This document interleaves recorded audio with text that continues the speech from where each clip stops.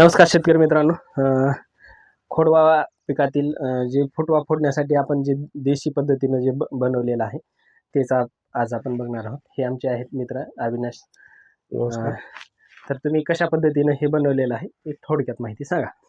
काय सर, हे पहिलं पेरणी यंत्र होतं आपलं, 4 फणी पेरणी यंत्र आहे. ते त्याचे फण काढून म्हणजे खाल्ला साठा पूर्ण काढलेला आहे.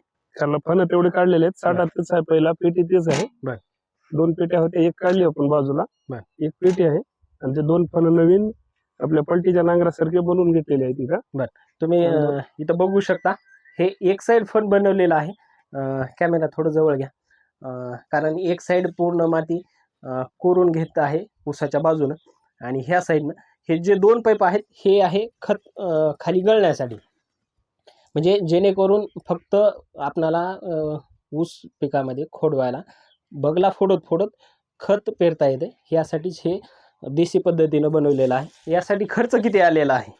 खर्च काय नाही सर, ही पेटी आहे. असं नवीन घ्यायचं म्हणलं तर 30,000 किंमत होती. पण आपण फक्त 2 फाळा बसल्यामुळे 6,000 रुपयाला फाळ पडलेले आहेत. फक्त तुम्ही साठा पेरणीचा तसाच ठेवून तीच आहे पहिलं, फक्त फाळ तेवढे नवीन खाली टाकलेले आहेत, बनवून घेतलेली आहे. तर 2 फाळाची किंमत 6,000 रुपये आहे.